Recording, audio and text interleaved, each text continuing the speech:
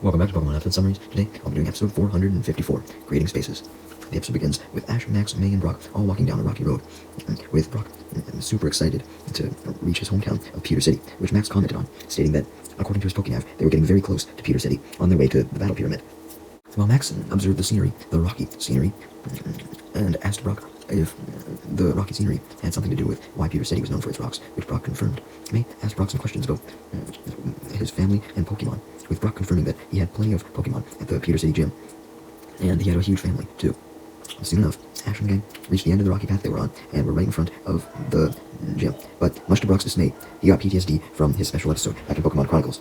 The gym had been decorated in flowers, ribbons, and numerous other party decorations, which made Brock scream in rage.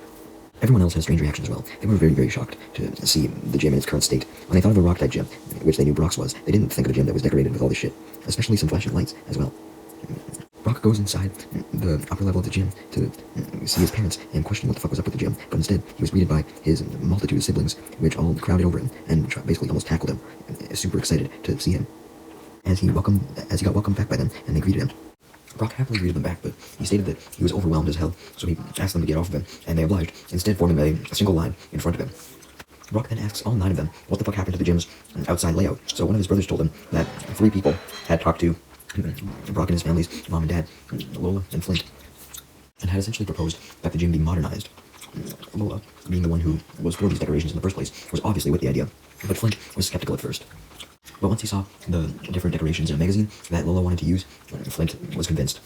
Several more of Brock's siblings, including Forrest, was adamant that they didn't want the decorations, and they promised Brock that they wanted to do everything they could to protect the gym and restore its usual look. Although Brock stated that the only way the look could be restored was if Lola and Flint were convinced. So he asked where they were, and Forrest confirmed that Lola and Flint had left, and all the other siblings confirmed this. Specifically, they had left for a little holiday trip, but they would currently be at the airport with their plane about to take off, so Brock could still reach them over the video phone. So he called them over the video phone, and at the airport, Lola and Flint, who had also taken Brock's Ludicolo with them, were informed by one of the airport workers that they had a call, and they answered Brock's call. The first thing Brock noticed was, for some reason, a Mime Jr. was on his Ludicolo's head, but not only that, Ludicolo was carrying Brock's parents' luggage. But anyways, Brock couldn't even focus on that, because he was so upset about the gym, and asking his mother why the fuck she made the gym look like that, when it was getting rid of the gym's past traditions. But Lola tried to explain herself, saying that the gym had to be remodeled to stay up to date with current times, and make sure people in the town were happy. Brock gets even angrier, but Lola just ignores him and says goodbye to him, while Ludicolo and Mime Jr. do as well. This makes Brock even more frustrated, as he at least demands to know why the fuck Ludicolo was with his parents, and Lola simply just says that they needed it to carry their luggage, and then hangs up, much to Brock's frustration. As all his siblings watch him crash the fuck out, going absolutely insane that he didn't get the answers he needed. Lola and Flint at the airport were talking about why there could possibly be a Mime Jr. on Ludicolo's head when they didn't bring a Mime Jr. with them, when suddenly Team Rocket, dressed in airport staff outfits, arrive, handing Flint 2 tickets for the trip that Lola and Flint were going on, which was a anniversary honeymoon trip or some shit. Lola and Flint were confused because they were just going on a regular-ass trip, but James, Meowth, and Jessie all individually clarified that the tickets had been won by Brock's parents due to them being a certain number of customers ahead of everyone else today. Basically, they were pretty early to the airport in comparison to most people, so they got a reward for it, I guess. And Flint and Lola immediately got excited at the concept of getting to go on a honeymoon, because they had just rekindled their relationship not too long ago, and they got all lovey-dovey, hugging each other and developing hearts in their eyes, while Team Rocket promises to take care of the gym for them while they were gone. This just makes Lola and Flint even more excited, as Team Rocket, including Mime Jr., who was James's this whole time, yes, the one on Ludicolo's head, bid Lola and Flint farewell as they take off on their plane, after Team Rocket had escorted Flint and Lola to the plane. While Team Rocket was surprised that Flint and Lola actually let them take care of the gym, they realized that they must have just been so excited to go on a honeymoon. Anyways, Team Rocket was just happy overall to be able to look after the gym, thinking of all the things they could do with the layout, and all the different gym Pokemon they could steal, now that no gym leader would be there to guard the gym. Jessie and James then started to fantasize about all the Pokemon that they could steal from the gym, knowing that the gym was a water-type gym now, or at least partially, because Lola was still partially in charge. So it was a water-rock gym, but Team Rocket were mostly excited by the water-type mons, such as Blastoise, Gyarados, Poliwag, Tentacruel, Slowpoke, Mantine, Meryl, and Vaporeon, while Meowth, on the other hand, made a celebratory cheer and pose. Usually, Team Rocket would do this when they were done fantasizing, but they realized that Meowth must just came up with a really good idea, and asked what it was. So Meowth clarified that they could give both the rock and water Pokemon to Giovanni, having a boss fantasy of Geodude giving Giovanni a massage, and some of the water Pokemon helping Giovanni swim and relax in the water. Of course, the fantasy ended with Giovanni praising Jesse James and Meowth and giving them promotions. So Team Rocket all cheered at this, but Jesse suddenly stopped, wondering if they would actually be able to successfully steal the Pokemon. But Jesse resumed cheering once again, and Wobbuffet also cheered when Bob his Pokeball, when Meowth reminded Jesse that Team Rocket HQ and actually gave them money for this mission. Although Jesse wasn't putting that much faith in money from Team Rocket HQ. We then see, inside the main part of Pewter Gym, with Brock's siblings giving Ash and the gang, especially Brock, a tour. Forrest was leading them all, and the first thing Brock noticed was the various bits of paint and colors plastered across the walls and floor of the gym. Brock was very annoyed by this, and commented that he had never heard of fucking bad paintings and drawings and colors on city gyms that made them look not very professional. Max agreed with this, saying he read magazines all the time, and never saw a gym in them that had all these fancy colors. Ash and May, on the other hand, thought the colors looked kind of cool. Just then, Forrest led Ash and gang and the rest of Brock's siblings to the end of the hallway into the main gym area as a door opened so the gym could be seen. It wasn't just the gym, though. It was also a Steelix, as it ran towards Ash and the gang, particularly Brock, wrapping him up in its tail and bringing him very close to him. Brock panicked at first, but then he realized that Steelix wasn't grabbing him in a mean way. It was very happy to see Brock and was smiling, which made Brock realize that this Steelix was actually his Onix that had now evolved off screen. Damn, that's crazy. How did Forrest get it to evolve when Brock was with it for so much longer? Anyways, while Ash and the gang were admiring Steelix, a golem who was Flint's, as well as Brock's old Geodude and Crobat, came over to Brock, equally as happy to see Brock as well, coming towards him as fast as they can to greet him and celebrate his return. Brock then pats Forrest on the head and thanks Forrest for all of his hard work and commitment in assisting the Pewter Gym and taking care of his Pokemon to the point where Forrest was able to make Onix evolve when Brock himself couldn't. Brock also comments that maybe Forrest would follow in his footsteps more than being a gym leader, but also becoming a breeder, because if he was able to raise Pokemon that well, he would do a great job as a breeder. Brock then takes a full-on look at the gym. Brock admits that he was just as much of not a fan of all of these different colors and decorations in the gym as he was outside the gym. Forrest told Brock that even Brock's Pokemon, and Golem too, hated the gym's layout. So hearing this, Brock declared that he would do everything he could to fix up the gym and bring it back to its old self, much to Golem, Steelix, Geodude, and Crobat's delight as they cheered. First though, Brock didn't want his siblings to go hungry or anything, especially when his parents were gone, so he decided to make a very good lunch for the rest of the gang and his siblings. Meanwhile, Team Rocket were outside the gym, hiding behind some rocks as they looked in the window, seeing Brock and the rest of the gang and Brock's siblings, and tried their best to come up with a plan to take over the gym, because things weren't going as they planned. They didn't expect Brock to be home, and thus protecting the gym. Brock then asks what his siblings wanted for lunch, although everyone wanted something different, unfortunately. So Brock just said that he would cook what everyone wanted, and they all cheered at this. Brock then asked his siblings what the people who wanted to remodel the gym looked like, and the siblings explained that there was a woman, a man, and a smaller person that talked funny. Unbeknownst to them, it was a Meowth, which implied that the three people who suggested that the gym be remodeled was actually Team Rocket in different disguises, which was why Flint and Lola didn't immediately recognize Team Rocket before at the airport. Back outside the gym with Team Rocket, they were really stressing, because even when James sent out his Mime Jr., they just couldn't come up with any ideas for what they were going to do to remodel the gym, now that Brock was there. But a few seconds later, none other than a Delibird came down from the air, right down to Jesse James and Meowth, which Team Rocket recognized as the Delibird from the Rocket Scout back in Johto. Yeah, remember that Delibird that would always make Team Rocket pay off their debt? Yeah, the same one. Well, this time, this Delibird wasn't making them pay off a debt. It was instead delivering 2 Pokeballs to Jesse. This was the help that Meowth was talking about from Team Rocket HQ. At first, Jesse and James were confused, just seeing a simple fucking bag. But when Delibird actually pulled out the Pokeballs, they knew what it was. And each of Jesse and James picked 1 Pokeball each. After Meowth translated that they were supposed to, Delibird then flew away, while Team Rocket stood there, surprised that Delibird actually helped them, as opposed to asking for money for once. Team Rocket then go to a little field clearing, wanting to go call out their Pokemon, hoping that they would be powerful. And much to Team Rocket's amazement, James ended up sending out a huge Aggron that he could use, and Jessie ended up sending out a huge Charizard that she could use, which really excited Team Rocket, as they said that with these strong Pokemon, they could take over the gym without any doubt, for sure. Charizard and Aggron then roared, which somehow went unheard by everyone inside the gym, but Jesse came up with a plan. They were going to use Aggron and Charizard to battle Ash and the gang and take all their Pokemon, along with the Pokemon in the gym, since Brock would be able to stop them, for sure. So, Team Rocket go to the gym and ring the doorbell. Everyone immediately rushes to the door to see who was ringing it, but they didn't get there fast enough, since Brock was so busy making lunch. So Team Rocket just opened the door forcefully, somehow, and barged in, right as everyone else showed up. Brock was the first one to make it to the door, closely followed by all his siblings, and then the rest of the gang. Brock's siblings instantly recognized Team Rocket, even through their disguises, as the people that wanted to remodel the gym. Basically, they saw through Team Rocket in their disguises as Team Rocket in different disguises. Whoa!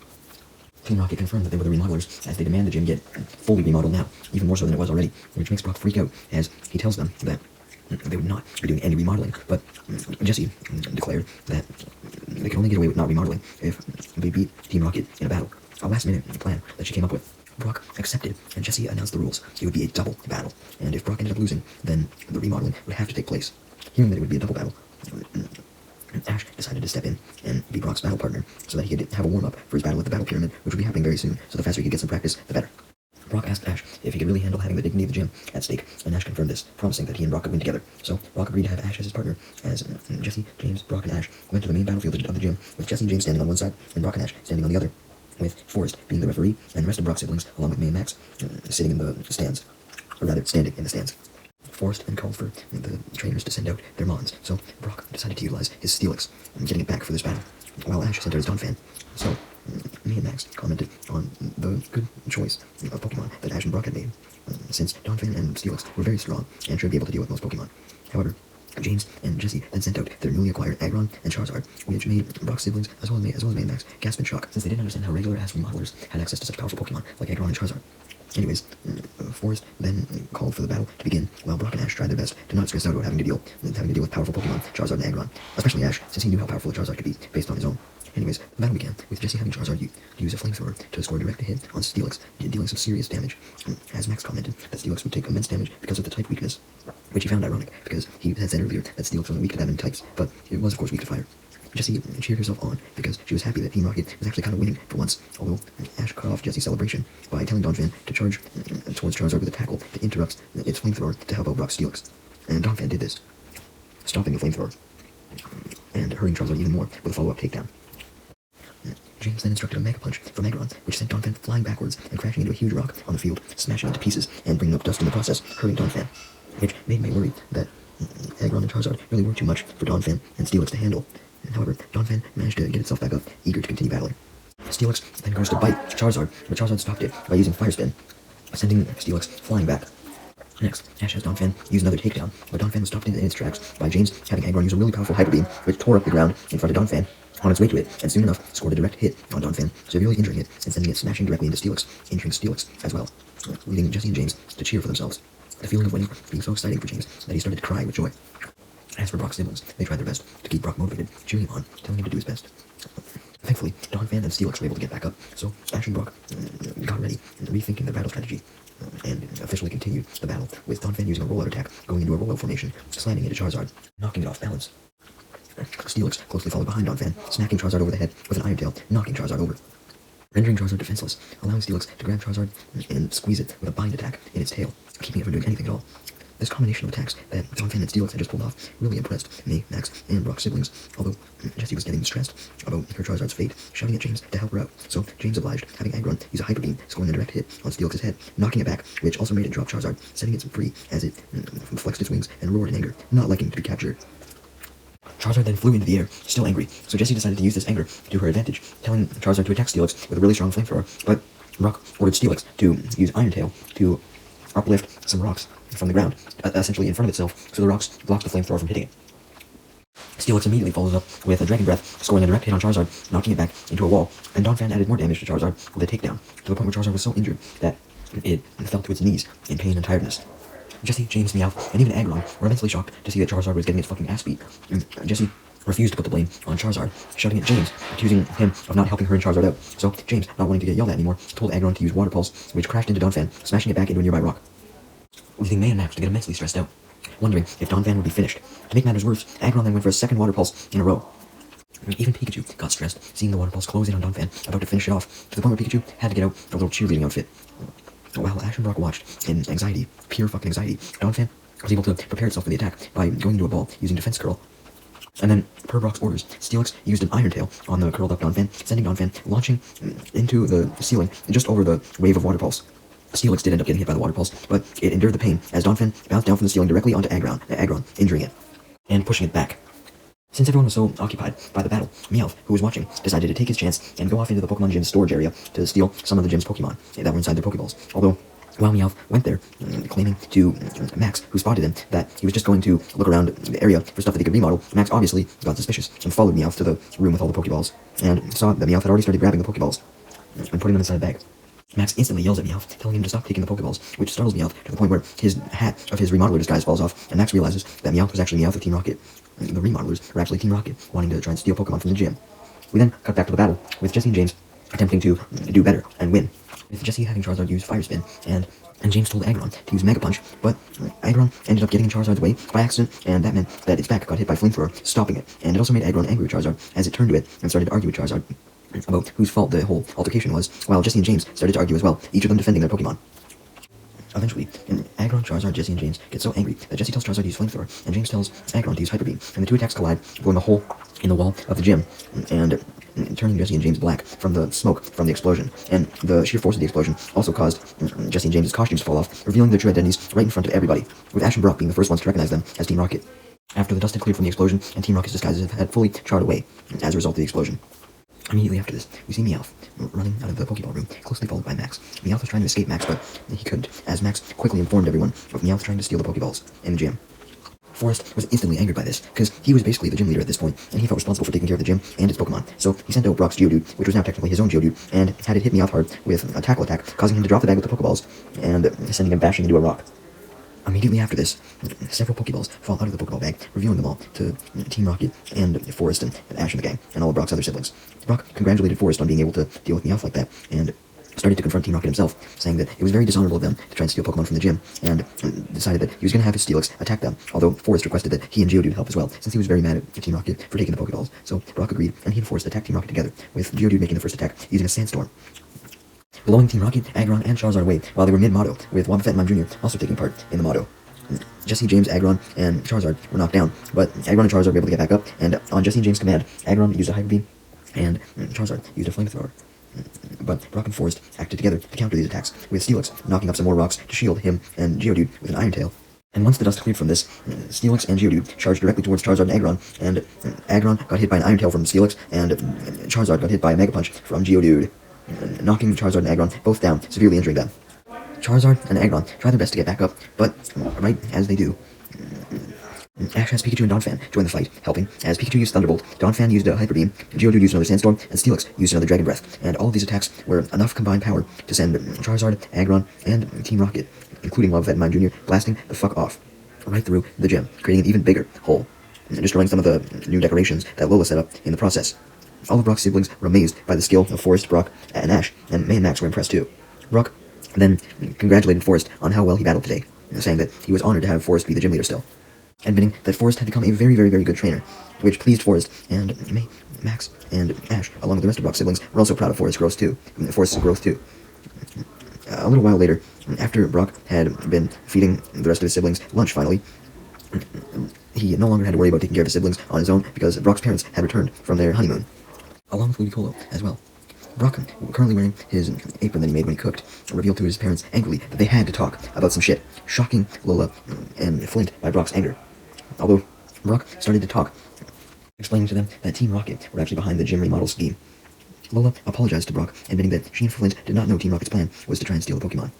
Brock was literally flaming with anger and yelled at Flint and Lola again, saying that they should have known better and shit like that. But May, Max, and Ash, along with Brock's siblings, request that Brock just forgive Lola and Flint so as to not cause a fight, and Brock agreed, but says that if his parents let the gym be remodeled again, then he would not be so forgiving next time.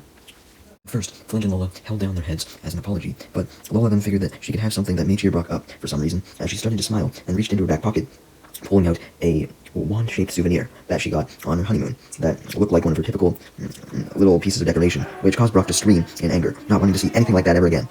Lola tried to give the souvenir to Brock, but this just made Brock even more angry. Later that night, we then cut to Team Rocket hanging atop a tree, feeling sorry for themselves and their whole situation as they shouted for help. They didn't really get help, but they actually had the Delibird arrive. Yeah, the one that gave them Aggron and Charizard. However, as soon as Delibird came back, as Meowth translated, Delibird apparently needed Aggron and Charizard's Pokeballs back, so Jesse and James handed them over, as Meowth explained the reason why they had to give them back, saying that the Pokeballs were actually never intended for them. That was a mistake, and the Pokeballs were actually meant to be sent to Butch and Cassidy, and the whole thing about Team Rocket receiving extra help was only directed at Butch and Cassidy, not Jesse and James, and this really angered Jesse and James, and Meowth, as they hated the fact that Butch and Cassidy were considered better than them, but as Team Rocket attempted to reason with the Delibird, telling it to give Aggron and Charizard back, Team Rocket were left feeling sad and humiliated, as Delibird flew off into the distance, leaving Team Rocket hanging in the tree, not caring about them whatsoever. Delibird was instead focused on the beautiful moon in the night sky. Ash and the gang had decided to stay at the gym for the night, but the next morning, Brock and the rest of the gang were preparing to leave for Ash's final battle frontier destination, the Battle Pyramid. Ash was so hyped to get to the Battle Pyramid that even as he walked over the hill past Peter Jim, away from it, he could barely focus on anything else aside from thoughts about participating at the Battle Pyramid. Although he was able to hear Brock's entire family, especially Forrest, Lola, and Flint, wish Brock and his friends luck in their journey. And Brock's old Pokemon that were now Forrest, being Steelix, Geodude, and Crobat, said goodbye to Ash and the gang as well, as did Lola's water Pokemon that Team Rocket wanted to steal earlier, and Flint's Golem.